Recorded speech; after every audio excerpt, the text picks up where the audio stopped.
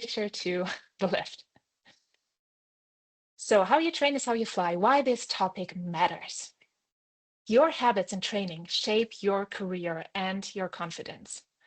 So it's really important to set up good habits when in training because that not only strengthens your discipline throughout your career, but also your confidence. And I don't think it can be overstated how important confidence is, especially for us women, not only in aviation, but in all fields of life. We are so strong and so capable, but we sometimes tend to forget. And I don't mean like fake confidence, but I mean this very secure, grounded self-assurance. This topic also matters in terms of long-term resilience and airmanship. So through flight training, you also build resilience, which means that you are able to overcome challenges and obstacles way easier. And on this higher level, even though flight training is tough, that's going to make a good pilot out of you too. The way we show up in training reflects how we'll show up under pressure. Aviation is a high pressure, complex environment. So how we train, specifically in the field of aviation, matters. So my first question for you today, where are you in your aviation or professional journey? If you want to put it in the chat, A, just starting out, B, you're in flight training, C, if you're a licensed pilot, and D, you're not in aviation, just here to learn. Feel free to comment in the chat. And Catherine, if you could give me a quick info in a bit, because I cannot see the chat right now. I would have to close the presentation for that. I'm going to give everyone a minute to respond.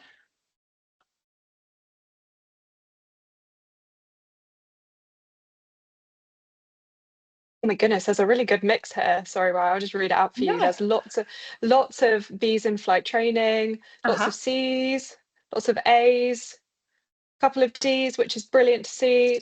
Really, really great mix here. Amazing. Great. I love that.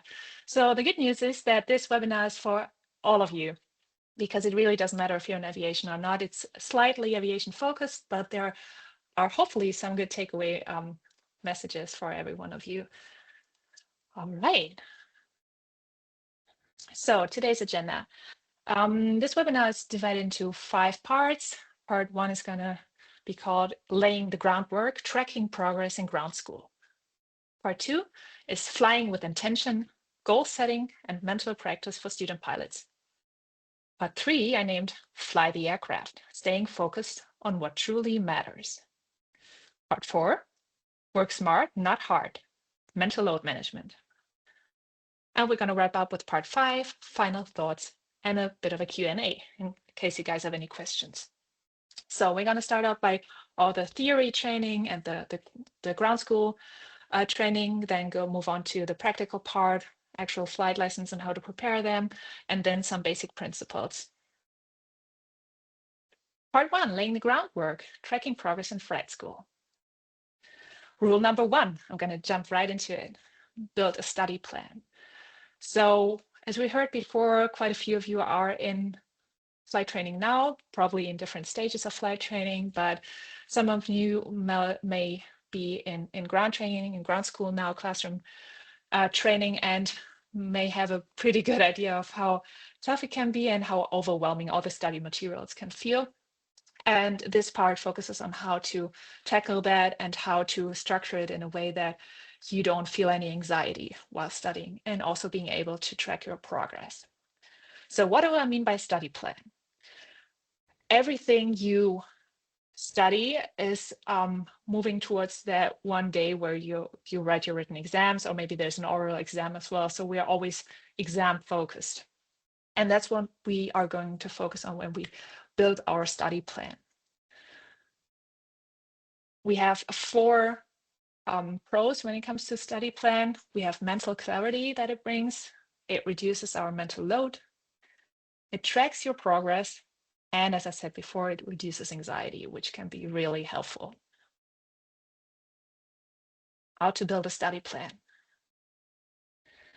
build the plan going backward from the first day of your exam or exams. So you can see here like a dummy calendar with 2 months in it. I marked 2 days in September to be the exam dates.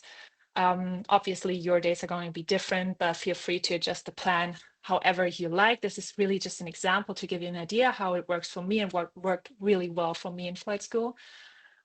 So we have 2 days of exam, so we're going to mark those in our calendar first, and then we're going to move backwards from there. The second thing we want to do is include what I call a buffer zone. This can be several days up to, say, a week. It really depends on how much time you have overall for the entire preparation. But this buffer zone or buffer days are there to just be used in case that, life happens. You have to drive your grandma to the hospital and can study that one day, or you get sick or whatever. So you have to account for like these contingencies and emergencies, and that's why we don't want to be super stressed out the day before the exam, and that's what these buffer days are for. Next thing we're going to include in our plan is the review phase.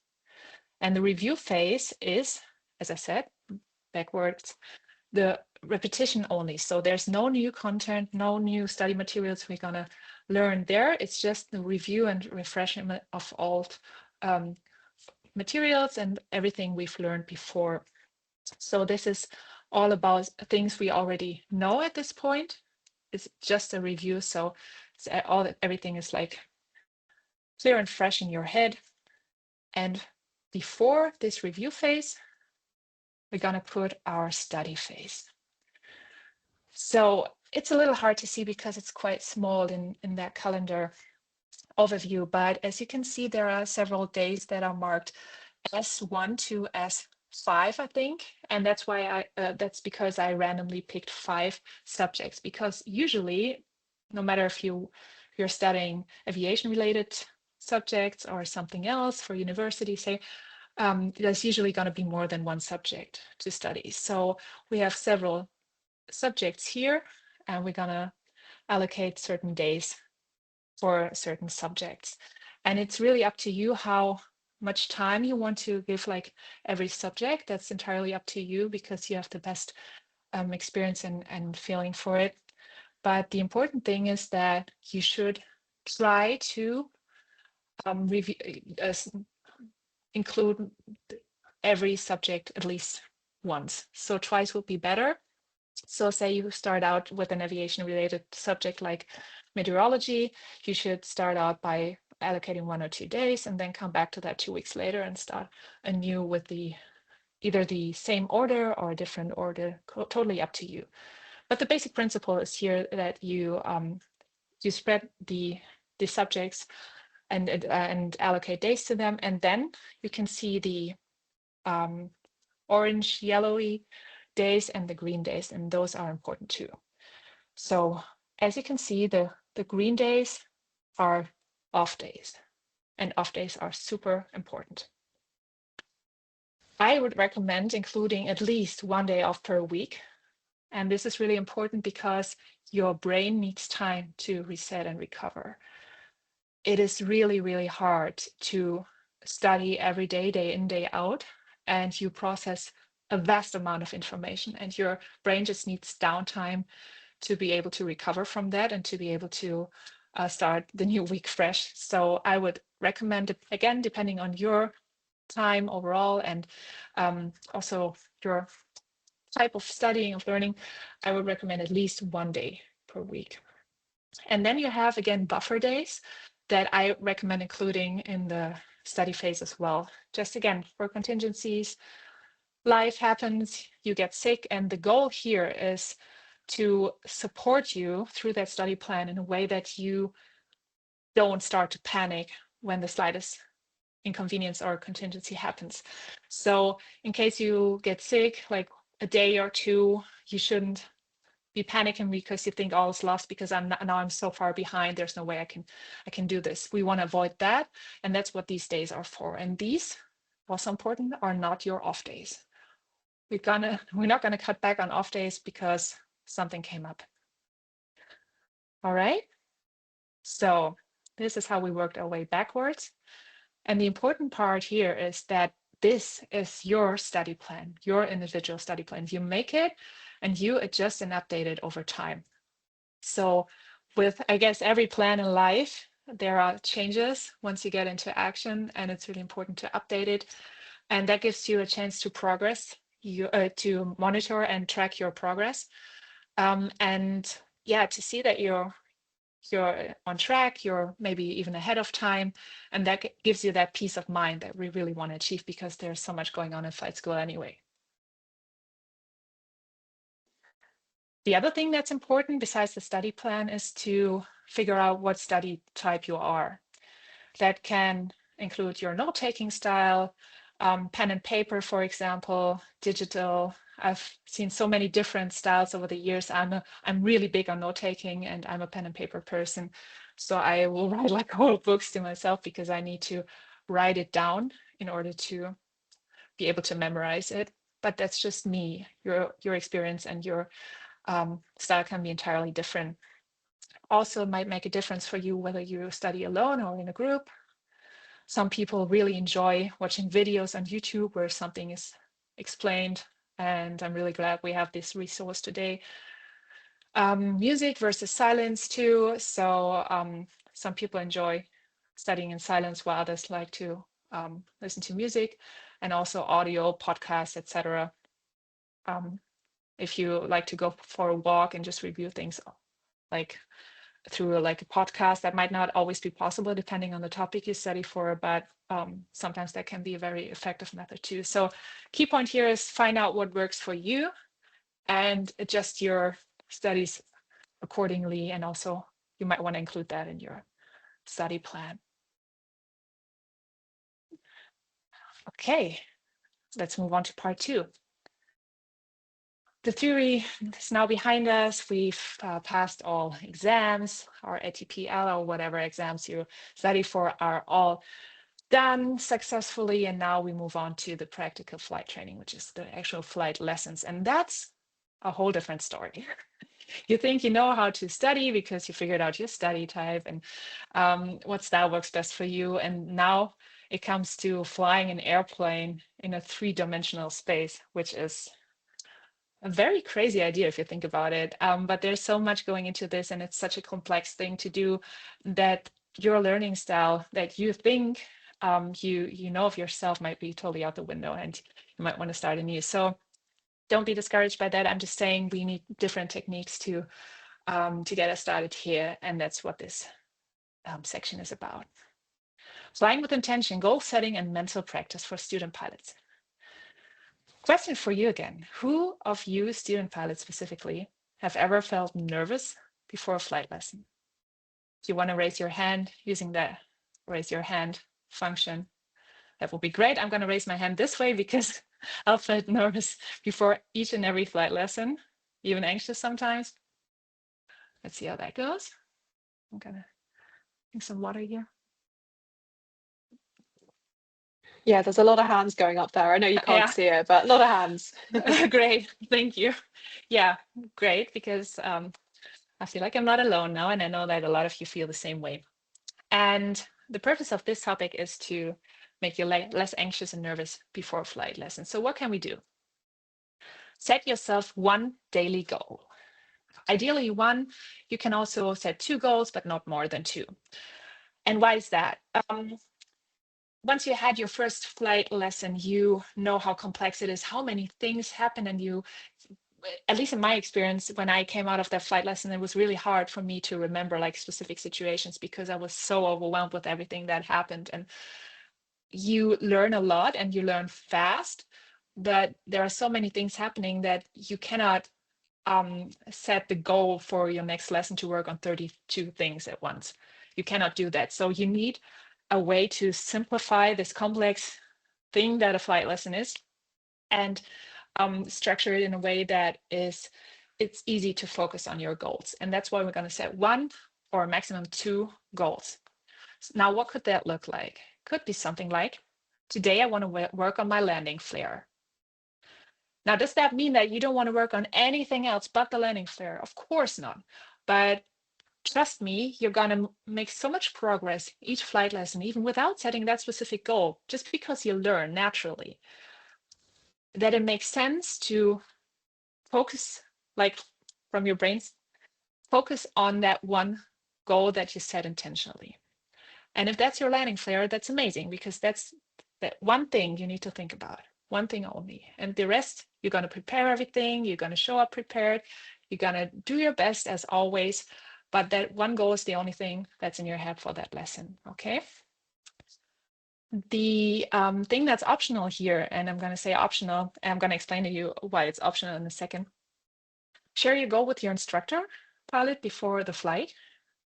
If you feel comfortable sharing that, I would really recommend doing it because of two reasons. One, it leaves a really good impression because it shows that you show up prepared and you're really motivated to do a good job here. And two, it makes it so much easier for them to track your progress and to give you detailed feedback. And that's my second bullet point here. Ask them for feedback with regards to your goal after the lesson. So if you go into the lesson saying, you know, I really want to work on my landing flare today, and I prepared it, and I really want to see how that goes today, and then they know what they can look out for, and after that, give you feedback. The other thing I want to talk to you about is chair flying. That's a term that a few of you, I'm sure, have heard before because it is very popular in the aviation world. It is a very, very effective tool to mentally prepare for in-flight scenarios. And I'm going to explain to you how it works in a second. The reason we do that is we want to mentally prepare a situation where we are in flight and we cannot like pull over like in a car and stop and think about things for a second. An aircraft is an ever moving thing, so everything happens in real time, and that's why we want to show up prepared and want to be mentally ahead of the aircraft instead of behind it. So we want to anticipate what's coming next instead of being like out of control and just seeing what happens and having the airplane fly us instead of us flying the airplane. What is chair flying? Chair flying is a mental rehearsal technique used by pilots. It is used to visualize flying an entire procedure or portion of a flight in real time on the ground, hence chair flying. It can be done with or without a cockpit mock-up. So you either have like a cockpit poster on your wall, you can sit in an actual simulator doing this on ground, or you can just sit on a chair basically and close your eyes. That's how it works. Chair flying helps you train flows, procedures, and flying skills. I actually wanted to show you this video of the Blue Angels chair flying. I don't think that it is included here. Let me see real quick if I can find it, because I really want to include it. Sorry about that. I tried to include it earlier and it didn't work, but that's no problem. I'm going to show you how it works. Sorry about that. Okay, never mind, it doesn't work. Whatever. So what you can see here, back to the presentation, is Blue Angel. That's a group of elite pilots flying jets that need to be flown with incredible precision. And what they do is they sit down on a chair, they close their eyes, and they go through the entire flight in real time, which is pretty fast when it comes to their jets, and the flight doesn't last long. But as you can see here, he's pointing to various spots on his instrument panel. He closed. He has his eyes closed. His right hand is on the stick, so he's steering with his right hand there. And that's how you do chair flying. And as I said, it's a very effective tool. If you go to YouTube and you type in, as I just did, Blue Angels chair flying, you're gonna see the whole video. It's really, really interesting. I really recommend checking it out. So the perks of chair flying is it builds muscle memory, it builds confidence, and it saves time and money because you are able to do more efficient flight lessons. And the neuroscience behind that is that your brain can't fully distinguish between imagined and real movement. And that's why it's so effective, because your brain just saves whatever you're training, like on your chair, and applies that during the real flight. And that's why you are able to show up way more prepared when you chair fly your procedures, your items, and also parts of the flight at home ahead of your flight lesson, and then show up for the flight lesson. It gives you so much more brain capacity during the flight. I really recommend it. And fun fact, this is not only something that's widely being used during training. Us professional pilots do that like before simulator checks, even today. Okay, we have a lot to talk about today. That's why I'm gonna go ahead and move on to part 3. We have left the practical training now, and we're gonna talk about a topic called fly the aircraft now, staying focused on what truly matters. As I said before, flying an airplane through 3D space is incredibly complex. One for your psychomotorical skills, like the way your hand-eye coordination works in a 3D environment, but also for the vast amounts of information that your brain has to process. So in that very complex scenario, how can we focus on the important stuff? And how can we distinguish like the important stuff from the not important stuff? That's what this section is about. Fly the aircraft. Now, what does that mean? Isn't that obvious? Fly the aircraft is a fundamental principle in aviation. It is also referred to as pilot rule number 1. And it means that in any situation, your very first priority is maintain control of the aircraft. No matter if there's an emergency happening, whatever, what you need to focus on is keep the airplane flying. Fly the aircraft also helps to simplify complex scenarios like emergencies, as I said. I'm going to give you an example. This is the cockpit of an Airbus A350. That's the airplane I'm flying. It's from the, I think it's from the Airbus website, so it looks really fancy, but it's a fancy airplane, to be honest. So as you can see, super many screens, so many switches and push buttons and circuit breakers, and it can be really overwhelming seeing it for the first time. I'm always sitting in the right-hand seat here because I'm a first officer, just for reference. And now I'm going to show you what I really need to keep this airplane flying. Just 2 little screens. The low one is my attitude indicator. If we were in clouds, I can see if we're above the horizon or if we're nose down, if we're banked to one side or the other. And the upper circle is the thrust setting. I'm going to need to know how much thrust is set to, that gives me an idea together with the attitude, how fast we are. So I don't need an airspeed indicator at all. I don't need any of these things except these 2. And that's a perfect example of fly the aircraft, focus on what really matters. Like the upper right circuit breaker for the coffee maker in the galley, that does not matter. This is what matters. The important thing here is that fly the aircraft applies to all types of aircraft. So you might not have the same cockpit in a site like in a Cessna 172, but it's the same principle. Whatever happens, even during normal operation, focus on what really matters. And that's something that you learn over time. You don't need to have that already in your first flight lesson, but this is the most important skill to acquire as a pilot, to know what matters. How does fly the aircraft work? As I said, prioritize what's important now. Sometimes everything seems important, but what is really important now? We're going to deal with the rest in a second, but what is the first thing I need to do now? Fly the aircraft prevents overload and task fixation. So you're not getting carried away in a detail while everything else falls apart. It also keeps you grounded, and it allows you to understand what is happening before jumping into action.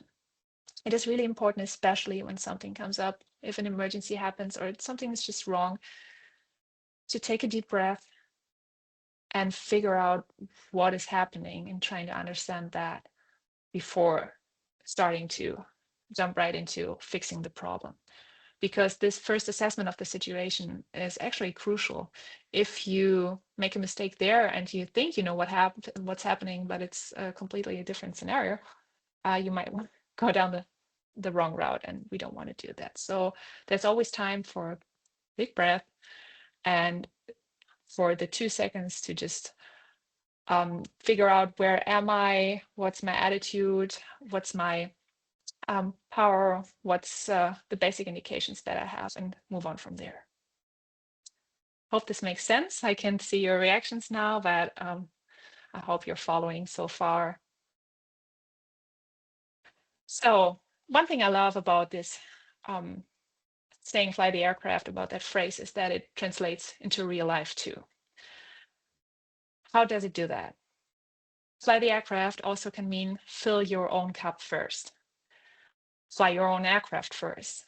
And that's to say self-care is really important. Now, you might have heard that before, but especially during busy times, during very stressful phases of life, which flight training is, and flight school overall is, it is really important not to forget that you need to fly your own aircraft too. You need to take care of yourself, to sleep, to eat, and all that. And that's what I like about Fly the Aircraft, because it applies to real life as well. In moments of pressure and crisis, focus on stability first. So even in situations that are not aviation related, it's important to, as I said, assess the situation and try to calm the situation down as best as you can before jumping right into fixing the problem, because that can create more chaos in the beginning. And one more important point about flying the aircraft in real life: anchor yourself in the moment instead of overthinking. That's one thing I love about flying a plane, because the plane, as I said, is an ever moving object. It doesn't give you time to overthink everything, because you need to stay in that very moment. You need to, well, if you're more experienced, you're even able to anticipate, and that should always be the goal, to be ahead of the aircraft, as I said. But you really need to be present in the very moment and not think about 100 scenarios how things could go wrong from here. And that's why I like Fly the Aircraft. I have a bracelet that I wear every single day, not only at work, but also on my off days, that says Fly the Aircraft, because I'm a very firm believer, in case you haven't noticed. All right, we're already at part 4. And that is a part where I want to talk about how to make our lives easier. It's called Work Smart, Not Hard: Mental Load Management. Now, what is mental load? You might have heard this before. How long can I cope with this? I think everyone knows that situation. Mental load means the invisible cognitive and emotional work involved in managing responsibilities. A lot of people know the term when it comes to care work at home, household chores and all that. But it also applies to all other areas of life where you carry responsibilities. And I don't know how you feel, but I personally feel like there's always like 79 open window tabs in my head, like on a computer, and so many things that need to be handled at once. And it is really important to find ways to manage that mental load, because it can totally drain you. I'm gonna present you 3 tips that hopefully help you manage your mental load better. Tip number 1 is what's called the 80% rule. So experienced flyers of you might have heard this before. What is the 80% rule? The 80% rule, excuse me, means trying to get all tasks to 80% instead of focusing on one thing 100% and losing sight of everything else. And that's especially important on the flight deck. So that's a basic work principle for pilots, because there are always so many tasks that need to be dealt with, not even one after the other, but at the same time, pretty much. And you need to have a concept for that. And that's why it's important to not lose sight of the big picture, but to deal with everything to around 80%. Of course, that's something that you can't measure exactly, but I think that the basic idea behind it is clear. The 80% rule also helps to avoid tunnel vision. As I said, you don't want to focus too much on that one little unimportant detail and lose sight of everything else. And it is especially helpful in high workload environments like the cockpit, but not only the cockpit. You might have heard this from other areas of life, other industries as well. Tip number 2, create your own everyday routines. Now, what does that mean? As I said before, we want to make our lives easier. That's the number one goal, because life is busy, life is hectic, life is tough. And wherever possible, we want to work smart, not hard. So we try to save brain power whenever possible. And that means that it might make sense to do certain things in life the same way every time, because it's really just a small thing and it doesn't really matter how you do it, but it gives you the chance to kind of switch off your brain. Let me give you an example. As I said, find everyday tasks that you can do in the same way every time, like making your morning coffee. I don't drink coffee, so I don't know, but I know that there is a way to do it for everyone. And if you have like a morning routine or a nighttime routine, this is stuff that you're usually used to if you have that routine already, and you don't have to actively think about what you do each time. You can do that with basically your brain still sleeping. Yeah, just do it the same way every morning. And this is what we want to aim for, not with everything in life, obviously, but these little things that can make our life easier if we do it the same way over again every time. That might make sense for us. Another example would be makeup. My makeup routine is the same every single day. I could do that like at 3 at night because it just helps me. So here are the 3 pros to creating your own everyday routines. It reduces cognitive load. It reduces decision fatigue. So the fatigue that comes from having to make decisions, so many decisions every day, and in all situations of life, it just drains your brain. And it reduces emotional stress too. That's my second tip. Tip number 3, use your own checklists in everyday life. That sounds weird, or might sound weird. And I know I'm a pilot. I'm a firm believer in checklists, but I found out throughout the years that it really helps me to include some checklists even in real life. Let me give you an example. Packing. I'm a professional suitcase packer because I'm always on the road. I'm always flying because I fly obviously a lot for work. So there's always an open suitcase in my place here where I live. Also, you have to pack a flight bag. But even if you don't fly, it can be the lunchbox for work. If that's the same every day, just write a quick list what goes into it, and then you just have to cross off that list, or you don't even have to cross it off. You can just look at it and again switch off your brain, and that really helps you out. I personally have a packing list. You can have it on your phone. You can have it pen and paper, whatever, print it out. Again, ties back to your study type or your personality type, how you like things. Just make it easy for you, whatever works best for you. And again, the goal here is to reduce mental load and stress. We're almost done. Let's circle back to the key takeaways of this webinar. I know this has been a lot of input. I hope it wasn't too much so far. So let's just recap what we talked about. Key takeaway number 1, for ground training, build a study plan. We talked briefly about how I would recommend doing it. And just so you know, this webinar is being recorded. You can always review the recording and see what I explained there earlier. Key takeaway number 2, for the practical flight training, set daily goals. We talked about 1 goals or maximum 2 goals per day. Feel free to share those with your flight instructor so they can provide feedback after the flight. Also feel free to think about your own feedback after your flight. Like, what do you think? Do you think you've accomplished your goal? Do you think that things went better today than they went yesterday? So that can help you too. And we also talked about chair flying. Chair fly before each lesson. I personally do it before simulator checks too. And I not only practice standard procedures like rejector takeoffs, go arounds, and all that, but I also practice my flows, which is the way that I push the buttons during flight preparations and all that.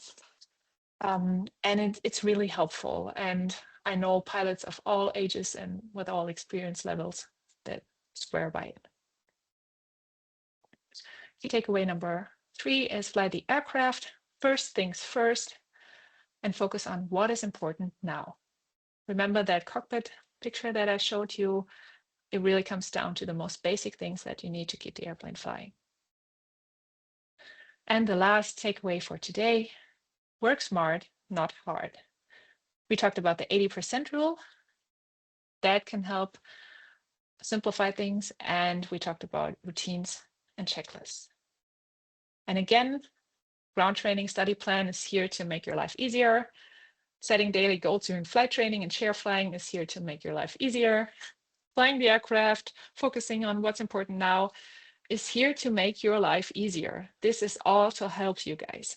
Work smart, not hard, 80% rule, routines, checklists. We want to make our lives easier. And I said it before, I'm going to say it again. Flight training is tough. Life is tough. Overall, there's always something coming up. So we want to reduce the stress as much as we can. And I hope you found these techniques helpful. Please feel free to share with me or with Elevator if you try to apply those in real life. And I'm happy to hear from you there. One more thing from me personally, keep showing up one step at a time. You don't need to have it all figured out at day one. And please, please do not forget to have fun. Life happens now. We are young, and life is this wonderful, crazy, beautiful, wild ride that we don't want to miss out on. And we don't want to be distracted too much by all the discipline and all the studying and all that. Try to enjoy summer. Summer is here. And have fun during flight training too. These are core memories that you make, and you're gonna remember those days for the rest of your life. So try to have fun because flying is fun. And one more thing, also in the name of Elevate Her, please remember, especially as women, that you belong here. I belong here. I know that I belong in aviation. I belong in a cockpit, and so do you. And I'm really happy that you took the time out of your day for this webinar. I'm happy to hear your questions. I'm going to close the presentation now. One more thing, I'm going to jump ahead now and give you my contacts. So at Instagram, I'm at Raya in the Sky with all underscores in between. I've joined TikTok 2 days ago. There are many fake profiles, but I'm Raya/airline pilot at Raya in the Sky altogether. You can also drop me an email if you have any follow-up questions or if you found this helpful. You can email me personally at rayainthesky@gmail.com or, of course, always at hello@elevatoraviation.co.uk. Thank you so much. I'm going to close the presentation now, and I'm here for any potential questions that you might have. Right, that was absolutely wonderful. What an amazing presentation. And yeah, I absolutely love that. So thank you so much. And yeah, guys, Raya is now global lead for Germany for Elevate Her as well. So if you want to message her or get in contact directly through Elevate Her, you're absolutely welcome to do so as well. So yeah, let's go to any questions. Please do put up your hand if you have a question, raise your hand and I'll have a look. Is anyone? And I see you have your hand up. Do you have a question there? Maybe she can't hear me. But yeah, any questions at all? If not, that's absolutely fine. I think someone shared the Blue Angels chair flying link in the chat, so feel free to check this out after this webinar. Thank you so much for including that in the chat. Oh, we do have one question in the chat. I don't know if you can see that, Raya. I can, yes. Let me read it out loud. I cannot speak now, but how do you deal with the time pressure that comes from social expectation, from comparisons, or anything extending training length? Let Let me think about that one for a second and make sure that I understand you right, understand what you mean. So you saying that you might be slightly older and are unsure whether to start flight training or not? Or does your question relate more to having like your own pace during your studies and maybe taking longer than average? Could you specify it maybe so I can make sure? I am so that's okay. Don't worry about it too much. So it really depends on the individual situation. I don't know if you're at a flight school where there's like a syllabus and a set roster for each flight lesson, a certain schedule. I'm sure you can always ask for an extension there.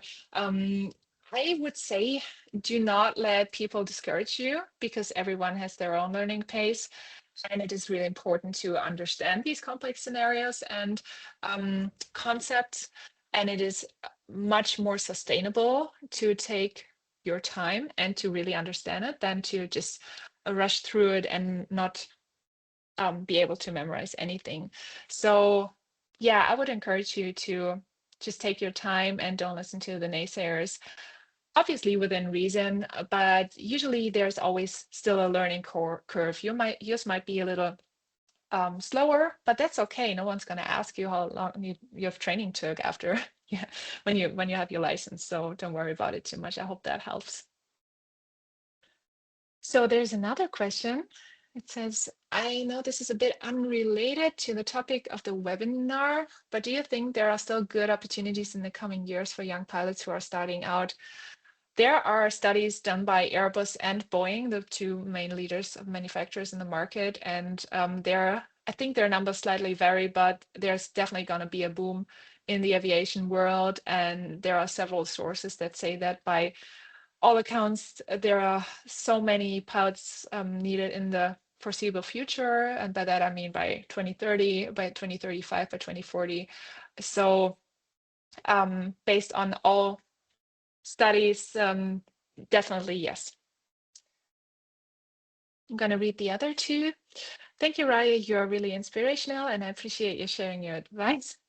Can you share what is the biggest challenge you have faced in your career in aviation? Thank you so much for your kind words. I appreciate that.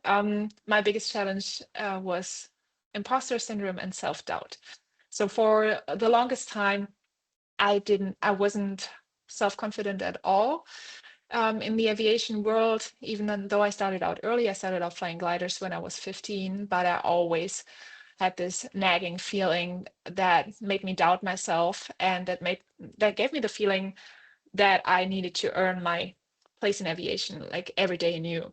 And I for years I would only let my best version show up for, say, simulator events or flight training, and I would judge the hell out of myself if I um, had a bad day. And it was only a couple of years ago, maybe pre-COVID, 5 years or so ago, that I realized that all my male colleagues don't do that. They have a bad day during the simulator and they still pass. They're fine. They don't even think about it anymore. So they have this self-acceptance and this tolerance for their own mistakes and errors and not being perfect that I did not have. And I made it a goal for myself to learn from them. And now I'm at a much better place. And I know that um, as I said, I belong here.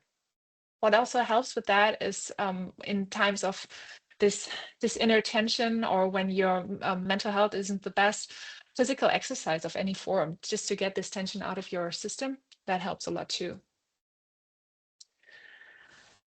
It was a great and very informative webinar. Thanks a lot for sharing your thoughts and learnings with us. You're so welcome. Thank you so much for joining. Thank you so much for a great presentation. If I can ask, what was your motivation behind becoming a pilot? I wish I could answer that, but I really can't because it was just that dream was always there. When I say always, I mean I wanted to become a pilot ever since I was 12 or 13 years old. I never had this one moment that changed everything for me, like some people have, but it was just an inner knowing. It's the only thing I ever wanted to do. There was never anything else I wanted to do professionally. And let me tell you, that can be a blessing and a curse. So I put a lot of pressure on myself to make that work, but gladly it all worked out. And I'm so grateful to be able to fly for a living. So I'm very blessed. Do you think gliders is a good place to start? I'm 17 and I plan on starting my PPL as soon as I finish school, but I have been thinking about doing glider flights between school times. Definitely give it a shot. I would absolutely recommend doing is it necessary, this gliding experience, in order to start flight school? No, not at all. But for me personally, I benefited greatly from it. Starting out at such a young age, like 17 in your case, 15 in my case, really helps you, because if you're new to flying and you're slightly older, I felt that people who are older than your age tend to overthink situations and tend to anticipate potential dangers, whereas younger people and especially teens just go for it and just do whatever they're being told. And this helps you so much with your progress. And also being introduced to the concept of aviation safety at an early age really helped me a lot. So definitely give it a go, try it out. If it's not for you, it's totally fine. You can still become a pilot, but maybe it's your favorite hobby. Maybe it turns into your favorite hobby, who knows? How did you handle the phase of imposter syndrome and lacking self-confidence mentally? So what helped me greatly is to rationalize it. It is an irrational fear of not belonging and being found out and exposed as an imposter, because your brain is always telling you that you cheated your way up. And one day you're going to be found out and your whole world is going to fall apart, and rightfully so, because you do not belong here. And when that voice becomes bigger in my head, even today, I tend to rationalize it by calling it out, if you will, if it was a person. So I will say, and I will say it out loud verbally, I will say, this is not real. This is your mind telling you stuff that's not real. And it is here now, but it will go away. And this is just a psychological phenomenon that happens to a lot of us. And we know that it is a behavioral pattern, and this does not reflect reality. And feel free to include other words too, like BS, whatever helps you. But the moment you say it out loud, it becomes a reality for you. And it's like this genie in a bottle that just disappears. This ghost is suddenly gone. This is what helps me. And again, physical exercise too. You feel a whole lot better if you go for a run and then come home and the world is just looks very different and much better. So try that out. I hope it helps. Um, Thank you for the great advice. I'm almost done with theory phase, and the next step is flying. Any tips for the first flight lessons? Well, as I said, try to show up prepared. Every like that's that goes for all stages of flight training and professional flying, private flying. Always show up prepared. You need to be willing and able to go the extra mile when it comes to aviation at all times, because that reflects on your attitude. That reflects your attitude, and you always want to show up in a way that shows that you are interested in flight safety and that you take this seriously. So try to go through the manuals and prepare questions ahead of time, write them down so you can ask them during the flight, or before the flight even. And when you show up prepared, there's so much more room to enjoy this feeling too, especially for your first flight lesson. I know it kind of contradicts what I said earlier, but do not overthink. So try to prepare your lesson. Once you're done doing that, take all your notes with you and ask your questions, and then try to enjoy the flight, because there's only one first flight, and I hope you can enjoy this one. Do you study and repeat theory and flows on a daily or weekly basis? Or in other words, do you have a kind of regular weekly study plan, or is it more like a preparation for simulator and line checks? Thank you so much for this perfect presentation, all the work you put in. Thank you for your words.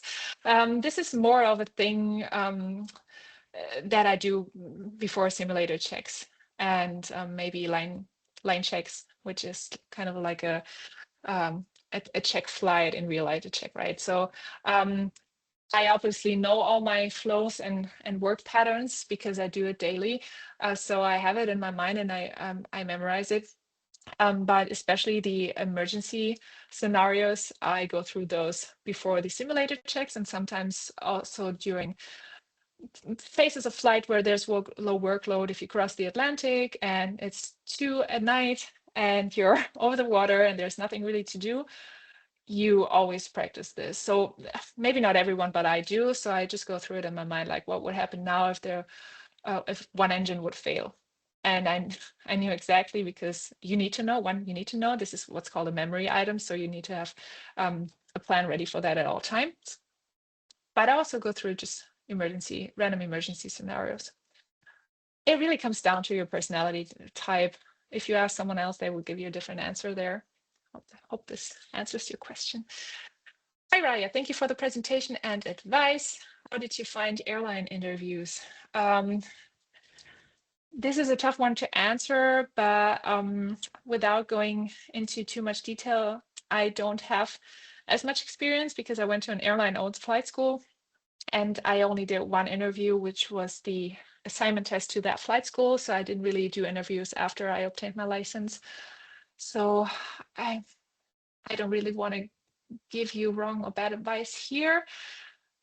I'm afraid I can't really speak to that. And I know I have a lot of responsibility answering your question because you guys listen to what I say, and I don't want to give you or say anything that I can't really speak to. So I'm sorry.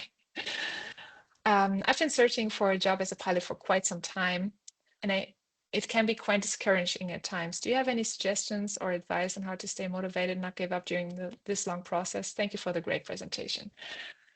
I don't know if you've heard of this, but there's a kind of like a 7-year cycle in the aviation industry.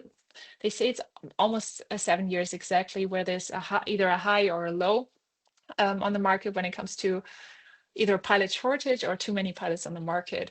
And this happens with great regularity. Regularity, I think is the word. Sorry, I'm not a native speaker. And that means that things change over time naturally. So depending on what phase you're in now, I don't know where the market stands right now.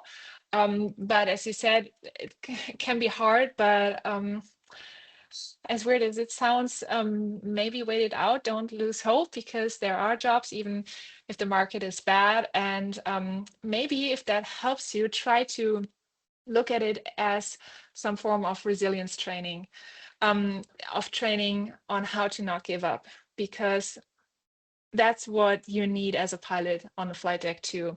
If you think about it, no one wants pilots who just give up or panic if there were to happen an emergency.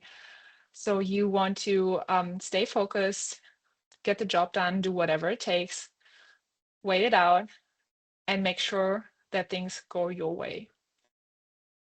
And sooner or later they will. So I hope this helps. Hang in there. Good luck, and I hope that you get a job soon.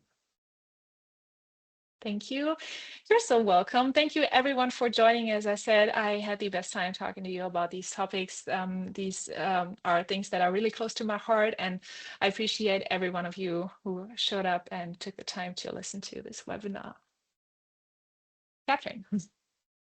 Thank you so much, Raya. And thank you so much, everyone, for coming. Honestly, Raya, you are so incredible, such an inspiration. And yeah, I'm sure everyone enjoyed it as much as I did. It was really, really so informative and so inspiring as well. So yeah, if there's no more questions, I think we'll kind of close it off here, everyone. But thank you so much for joining. And yeah, look out for our next webinar. I'm hoping we can get Raya back soon as well, because you're so brilliant. So yeah, thank you so much, everyone, and have a lovely evening. Thank you. See you soon, guys. Bye. Bye, everyone.